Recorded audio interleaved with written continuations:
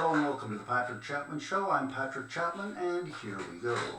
So last Friday was the 4th of July and I took my family for a trip to Karpacz up in the mountains, and we traveled by train. And one funny thing happened while we had to change trains in Wrocław on the way there, and then again in Jelenia Góra. But in Wrocław we had about an hour to kill between trains, and right next to the station, or across the street from the station, there's a giant new shopping center, Wrocławia. And so I said, well, let's just go there to kill time, we'll look around, whatnot.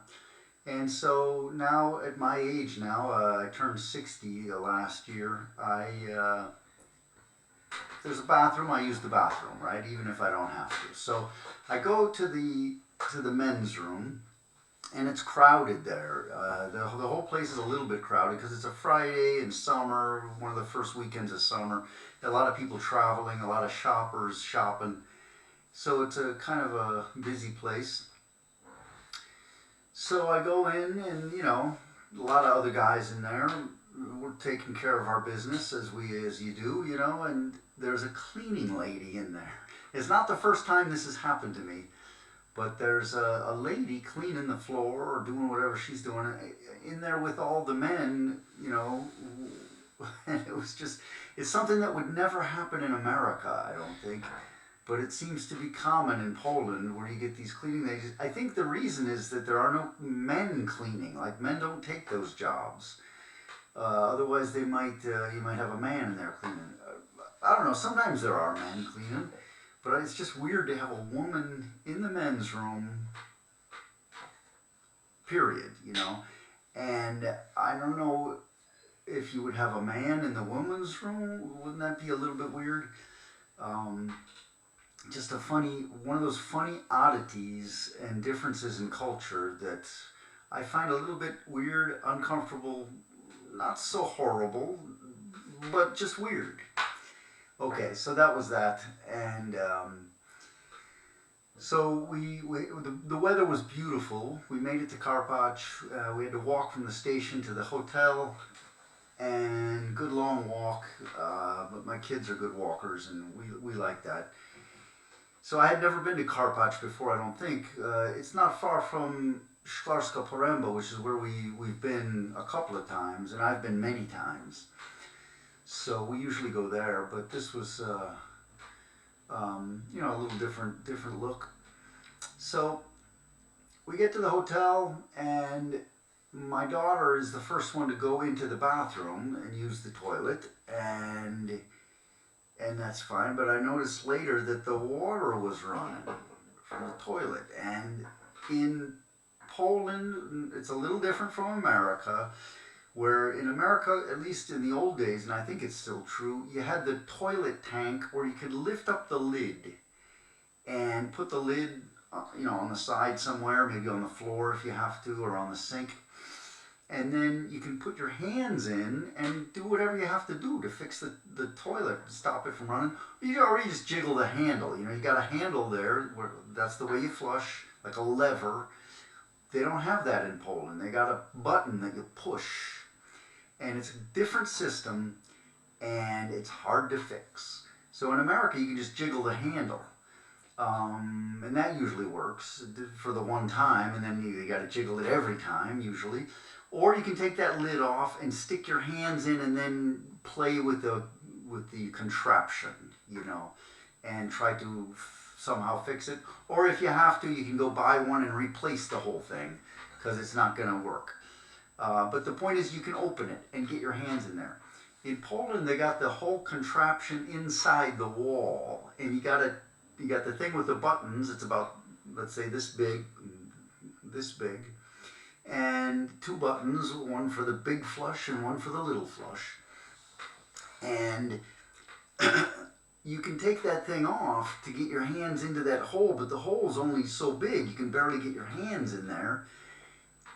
And also, it's a problem of getting that thing off because they're all a little different. Some you slide a little piece from underneath or maybe on the side. Others you just lift up a little bit and then pull out. And I actually broke ours because I couldn't get it off the wall trying to fix the dumb thing. So it's just I don't like this system. I suppose it's more elegant because you don't see the tank because the tank is inside the wall, but you also don't have access to the tank. So I really don't like this new system. So that was the problem. The water was running, it was making a lot of noise, and I'm like, well, it's not my water. I'm not paying for that. The hotel is paying for that, and why does this happen to us when we walk in the room and it's like, surprise, here we go. So okay, we let it run because I can't. You try to press the button again, it doesn't fix it, and whatever.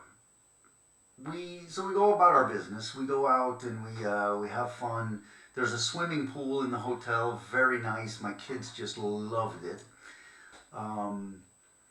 There's a pool table. And then downstairs there was a ping pong table. So we did all those things. We went swimming. There's a little jacuzzi right by the pool with the hot water. That was nice. Then when we finished that, we played pool a little bit. We went down and played ping pong. When we went to play ping pong, nice room, big room, so you're not up against the wall or something like sometimes happens. 2 tables, really, good tables, and 3 paddles. So what can you do with 3 paddles? I don't know. So 2 kids are playing on one table, 2 of my kids, and then I'm playing with another kid, my son. Well, I don't have a paddle. And I remember the old Odd Couple television show and the episode with Bobby Riggs when he took off his shoe and he was playing with his shoe. So I got my sandal on. I'm like, let me just try that. And I end up using my sandal for a paddle, and it worked. I could play actually pretty well. So I'm using my sandal for a ping pong paddle, and I end up winning twice. So that was kind of funny. All right. So my kids loved all those activities, but especially the swimming pool was great. So we spent a lot of time just there at the hotel. The funny thing about hotel pools is this, though, and this is something I usually don't like, because you go on vacation, let's say you go to a new city or you're visiting a city, and you're in the hotel, there's a pool, and that's the attraction, and you look forward to using that, except you don't want to spend your time in the hotel, you want to go out and visit the city. And so you do, and you come home, and it's evening, and you're ready to go have a nice swim before bed. Oh, but the pool's closed. They close it at the time you want to use it, like maybe 10 o'clock or something. I'm like, and you can kind of understand, well, they don't want the noise, or they don't want the lifeguard. I don't know what they're thinking. It doesn't work. They could come up with a better system than that, because that's when you want to use the pool. But in this case, when you're with kids, sometimes you just stay at the place, and that's what we did. I was surprised by how uncrowded it was, given that it's summer, beautiful weather, and it's kind of a popular place. But I think the thing is nowadays is people have so many choices in what to do, where to go. Even if you go to Karpacz, you have a lot of choices in the hotels. There are plenty of hotels. So there are so many choices, like I said, in what to do and where to go, where to stay, that people get spread out, and then it's not so crowded in one place sometimes. So there weren't that many people there. There were some. Sometimes we had the pool to ourselves. Other times we'd be the first ones there, and then other people would come in, and it would fill up eventually. But wonderful, wonderful time. Like I said, perfect weather, beautiful sunshine, hot in the daytime, and then coolish and even a little chilly at night, which is perfect. So that first night, that Friday night, the toilet was running, like I said, and it was running. It was like, I'm thinking I would estimate about 3 gallons a minute. That's a lot of water. for hours and hours. And of course, we told the front desk when we were leaving to go out. We went out to dinner, and as we were leaving, we told the lady at the front desk, and like my wife made the point that it's not like they don't know about it. We're not the first people that this has happened to. They know the toilet runs. And so we tell the lady at the front desk just because, knowing they're not going to fix it, because it's Friday night, Friday evening, maybe late afternoon, and the lady says, okay, we'll get somebody tomorrow. Well, tomorrow's Saturday, and I'm doubting it. I'm just doubting anybody's going to come fix the toilet on Saturday, and then it's going to be Sunday, and then we're gone, right? We're only there for a couple of days. So that night, though, the toilet's just running and running, and I mean fast. And we can hear it, and there's kind of two rooms, and the room I'm in, it's a little more distant, so we can kind of, theoretically, we could close the door even, but we wanted to leave it open for the air circulation, because it was pretty hot in the rooms, even when we opened the windows at night. But the other kids were in that first room where you could really hear it running, and it's kind of annoying noise. Although I want to make the point that some people, when you go camping, and I love camping, and I've been camping a lot, I suppose, mostly in America. I've never really been camping in Poland. But in America, we used to go camping, and some people would say they like to sleep next to the stream where you can hear the water because it's so pleasing. I hated that. I never liked it because I want quiet. And if there's a running stream right next to my ears, I can't hear the axe killer, the serial killer creeping up to the tent with the axe, and I got to be able to hear him so that I can scream before I die. I don't like the stream. I don't like the noise. I like to be able to hear what's going on around me. But some people say they like the sound of that running water. Anyway, so it's the same sound. It's the exact same sound as a running stream, but it's still, in this case, when it's a toilet, it's more annoying, I suppose. So that night, trying to get to sleep, and I'm pretty tired, I think we all are, but my older son gets up and tries to fix that noise, and I didn't quite know what he was doing, but it turned out he was stuffing toilet paper up to where the water was coming from to block it. And it ended up working, actually. He stopped the noise. The water was still coming down, but it was kind of streaming down the sides such that it didn't splash and make noise. It just ran down the sides of the inner toilet bowl surface. So that worked, actually, and it worked all night, except, I'll say it worked all night, pretty much, because I think it was the next morning when I actually fixed it, finally. So that worked for the night. It stopped the noise, even though it didn't stop the running. But in the meantime, there was a dog that was barking. Some neighbor to the hotel had a dog, and when you say the word dog, you think of like cousin to the wolf. You think that dogs came from domesticated wolves and changed then throughout the generations and the ages. But you think of a dog as like cousin. Some dogs are like second cousin to the wolf. This dog would make you wonder what the definition of a dog is, given that it's supposed to be related to a wolf, and to some, with some of them you just don't see any resemblance, absolutely none. This is one of those yapping little dogs. You can just hear it, and it's bugging me a little bit, but I can sleep through most things, so I can kind of put up with it. But it's bugging my wife, and I didn't know whether it was bugging the kids or not, but it turned out it was, because as I'm just dozing off into sleep despite the dog, we hear the door opening, and my wife wakes me up and like, somebody's coming in. And it turned out nobody was coming in, it was our son going out. But thanks for waking me up. And so I'm trying to get back to sleep, knowing that he's going out to do something and he'll be fine, as he always is. But I'm a little curious as to what he's going to do about the dog.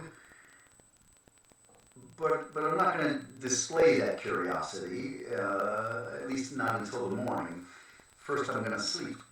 So he comes, the dog stops barking. The dog stops barking. He comes back, closes the door, and I'm thinking now I could ask him, but I'm not going to. I'm going to go to sleep. And and I'm thinking there are two possibilities. Because he's got a knife. Either he knifed the dog to death and came back fast to escape the police, who are now going to, in 10 minutes, are going to knock on the door and arrest him, and we're going to have a big mess. Or the opposite extreme is that he had a nice chat with the neighbor and convinced the neighbor to take the dog inside or otherwise make it quiet. And now they're best friends, and we've all been invited for Obiad tomorrow. That's the true diplomacy, right? That's the diplomatic way. So the two opposite extremes, or somewhere in the middle there, is probably what happened. But I wasn't sure until the next day when I asked him about it finally, and he told me he threw a rock at the dog. I don't know how that worked. I don't think he hit the dog with the rock, but maybe it was enough of a message that they took him inside. In any case, my wife had the theory the next day when we were talking about it later, that those neighbors are jealous. And there's this thing in Polish culture, and it really exists. It's not an exaggeration, and it's not really true in America. So it's a definite Polish thing. In America, if there's a business and the business is making money and doing well, we're kind of like happy, like we like that. In Poland, if your neighbor is, has a hotel and has customers, and like you're gonna let your dog bark, because who the hell are they to make any money? Like they're cheating or something, which sometimes they are. Anyway, that jealousy, and that's why they let the dog bark. That was her theory, and I'm in full agreement. Okay, so I think it was that Friday, we went to a restaurant that had been recommended to us called Dwór Liczyzepy. Dwór Liczyzepy. So we went there. It wasn't far away. We walked, and it was a really nice place. But we looked at the menu, and everything looked good, so sometimes you don't know how, like, let's say you order soup, and they say the soup in the description, it says it's full of meat, a lot of meat and a lot of, I don't know what else, potatoes or vegetables or something. But it's like, could be pretty good, and I'm debating how much I want to eat or how much I want to order. And I'm thinking, one good bowl of soup might be enough for me, So I order the soup, and my son Zebi also orders the soup, so we get the same thing. We're both curious how much it's going to be and will it be enough. And we get the soup, and it's just a little bowl of soup. It's just like kind of what you would expect, but you have no way of knowing, because sometimes you really get a big one. So the next chance I got, we both agreed that we would order something else to go along with it. And there was this one dish, kind of a meat stew, almost something like bigos, but I don't think it was actually bigos. But it was something like that, like a stewed meat dish with other vegetables in there, and other vegetables besides meat. and it's for two people, right? In a nice, when it came, we ordered it for each other, for both of us, and when it came, it was like in a nice pot, like a nice pot, enough for two people, but we both agreed that if we had not ordered the soup, that would not have been enough for two people, in fact. So, but great food, really wonderful. You know, it was a good restaurant, and we were happy to be there, happy to eat, and we got our fill. And because just to compare, the next night, or let's say afternoon, we went to Obiat. Because let me just go back a little bit, because now I remember our strategy on food was, first of all, before we had left the house, I had packed up 12 sandwiches, just like on these rolls. You know, I bought 12 rolls and I made sandwiches and I packed it, and that was our food for the trip while we were traveling. And then there were a couple left over by the time we got to the hotel. We ended up eating those on the way home on Sunday, or was it? Yeah, it was Sunday we came home. So those sandwiches lasted, and they really, held us over. And you can really save a lot of money like that. That's why I do that. It's good food. They're tasty sandwiches, and you save a little money on restaurants. So, but we spent a bit of money at the first meal. It was good though, and then we went to this next place on Saturday. So our strategy was to fill up at breakfast. Breakfast was free at the hotel. It was very good, very tasty. Let me tell you the name of that hotel. I have it right here. It's Malachit. I can hold this up maybe. Malachit. And I got this invitation to go there for a weekend. This was my birthday present when I had my 60th birthday last September. And we just paid extra and brought the kids. You know, it was for the two of us, and then we just added some money, and it was really a great weekend. Great weekend. Malachit in Karpacz. So, and they have the breakfast in the morning, as a lot of hotels do. So a free breakfast and really nice spread. I mean, everything you would expect. So, hot eggs and sausages, and you can make sandwiches. You got cereal and all, everything, coffee. So our point though was to fill up on breakfast and then make it all the way till about 5 o'clock if we could. And it worked out perfectly actually. I didn't get hungry at all until the food came at the restaurant. And that was the same for all of us pretty well. We were pretty good about that. So the Saturday, we went to a popular place where we had been before, not in Karpacz, but it's the same restaurant, Niebo v Gębie. And we had been there when we visited Szklarska Poręba a couple of years ago. And it's one of our favorite places, great place. Just wonderful food, nice ambiance, etc. Very, very Polish food, usually, except this time I got a cheeseburger. And so we like this place, and a lot of other people do too. I'd heard of it before we ever went there. Niebo v Gębie. So we go to this place, and I'm thinking, well, the previous night at the other place, it wasn't, the portions were okay, but one wasn't enough to fill me up. So this time I know I'm going to order two. So I get the rosu with macaroni in it, and which is good soup. All the soups are good. So I get that. That's pretty standard. And then on top of that, I order the cheeseburger, and my son gets the same thing. Tomasz got the same thing, I think, both of those. And what was funny to me, like I've talked about before, how you can get these monster burgers. They're just huge. You can't really pick them up because they fall all apart because they're too big. You got to cut them up with a knife and fork. Well, at this place, they didn't even make any pretense that it's a sandwich. They tell you on the menu that it doesn't come with a bun. There's no bun. You get a slab of meat, ground beef. In this case, it's a cheeseburger, so you got the cheese on top. But there's no bun, and they did tell you that. There's no pretense that you're going to pick it up or that it's even a sandwich.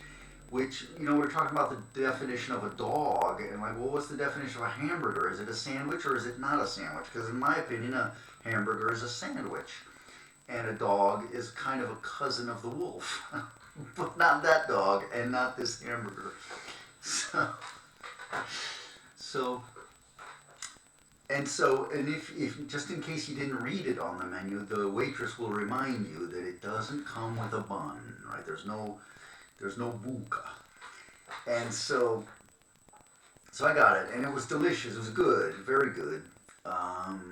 And it filled me up between the soup and then that burger. Like, I was full. And we got fries with it. You get fries on the side that comes with it. And there are different theories on how to eat fries. My baby brother had a good theory where you eat your burger, assuming it's one you pick up, right? A sandwich. You eat the burger over the fries so that all those drippings that come out the back of the burger drip down onto the fries as a kind of a sauce, and then you get to suck up all that stuff as you're eating the fries after the burger. But my theory is you eat the fries first because they're hot, and there's a huge gap between hot fries and cold fries. The hot fries are good, the cold fries are far from good, let's say. They're edible, but they're not good. So you want to eat them while they're hot. You don't want anybody else eating your fries, which is something that some people just seem to think fries are like communal or something. Like, oh, you have fries? Oh, then I get to have some. Because they're easy to grab with one hand, you know. You can just grab them. And you don't want that. I don't want that. They're my food. I eat them fast so nobody else can eat them. So it's a defense mechanism to eat the fries first. And also because, you know, if there's something that's like secondary or tertiary, then if you're full, that's the one you might not eat. But if there's something that's primary, then you're not going to walk away, even if you're stuffed, you know, you're still going to eat the primary one. So, and I know I'm going to eat the whole burger, no matter how full I am. Like, it's going down my throat because it's just too good. Whereas fries are like, okay, if there are a few left over and I'm full, maybe leave them on the plate. So you got to eat those things first. You know, you eat the tertiary first, and then the secondary, and then the primary, because you know you're going to eat it all. So that's my strategy on fries. Eat them first. So I ate my fries first, and this is of course after the soup, because the soup came first. Then the fries, and the burger, and the burger was delicious.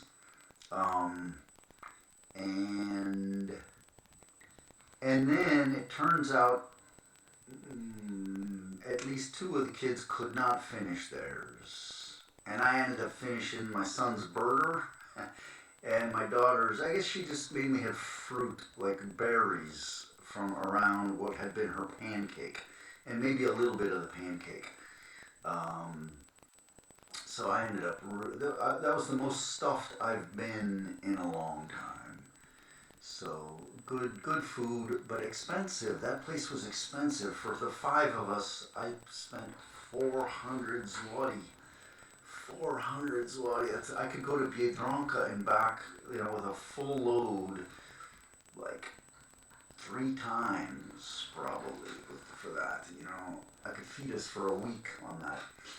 But it was good, and sometimes you just gotta splurge. And we're on vacation, so we save money here and there, and then we can spend it there. So it was good. I don't want to complain. And another difference between America and Poland is in Poland there's no tipping. There's absolutely no tipping, so you don't have to worry about that. So, okay, so that's the food bit, and I wanted to mention this. Oh, Saturday, we had been in the pool. This is before we ate, before we went out to that dinner. At 3 o'clock, my football team had a match in Warsaw against the Warsaw Eagles. And I didn't get to go because we had planned this vacation before I knew that we would have a playoff game on that Saturday. If I had known, I might have planned it different. As it was, I had already changed our plans to that Saturday, that weekend, because of our schedule, because we had our last game the previous week or 2 weeks ago, whatever. We had planned it for then, and I said, no, let's change it because we have a football game then. Well, it turned out we had a football game here too. So Saturday we played, but I didn't get to go, but I got to watch it on YouTube, And so at 3 o'clock, I watched it live, and I'm watching right from the opening kickoff. And the first play, we had the ball, and we missed a pass, and then maybe we missed another pass, and then we threw an interception. And the Eagles scored off that interception. And I have to say that the Eagles hadn't lost a game the whole season. They were 8-0 going into this game, if I remember correctly. And we had lost, I think, 3, or two or 3. And so this was our chance to knock them off, and we didn't play well. We were outmatched. They're the better team. They're on their home field, and they outplayed us. In our first 2 possessions, we threw 2 interceptions, both of which they scored upon. Afterwards, in the ensuing drive, they scored. So we were down by 2 touchdowns, and I'm watching, I'm thinking, we go down by a 3rd touchdown, and it's over, And that happened. I watched the whole first half. Nothing got really better for us. And then I didn't watch the second half because I had to go spend time with the family. And, the damage had been done, I think. In the end, when I checked the final score, we had scored 6 points. I don't even know if that was on 2 field goals or a touchdown. But we got beat bad. So that was that football game. And now we're done. That's the end of the season. So... Okay. One thing about these summer vacations where you travel, there's a pressure to do it in Poland. I get it from my wife especially, but there's this assumption that everybody travels in the summer, which doesn't exist in America. And every society has different pressure that they put on people. Like in America, there's pressure to tip after you pay for a meal, and you feel this social pressure. There's pressure to be independent and get a job, move out of the house in America. And in Poland, there's no shame if you're 40 years old and you live with your mom and dad, It just happens. There are even divorced couples who are now divorced who live in the same house because they can't afford to do it any other way. And that's not an uncommon thing. It happens. So there's no shame in that, whereas in America it'd be very strange. So the pressure in Poland is to have a vacation and to travel. In America, when I was a kid, we did have vacations where we would go on a trip, but not every year, not every summer. I think this actually goes back to the communist era, where the company that you worked for would subsidize or even pay for your trip. So you would go to the seaside or you would go to the mountains at least once a year, maybe twice, and it would be paid for. So, and anyway, now it just seems assumed. And it's like embarrassing if you go back to school in September, which is another great thing about Poland. They start in September, which is the way it should be, not August. There's no good date in August, not even August 31st, when you should start school. September. So they start in September, and it would be embarrassing if on the first day the teacher had, well, what did you do with your son? Well, I stayed home, Now we got that great new word in English, a staycation, the staycation. That's what we usually do. But, so we had a little vacation last weekend, and it was really a great time. And we made it home without a problem on the train, and here we are. Okay. Good. And that'll be it. That's Karpacz. Talk to you again soon. Thanks for listening.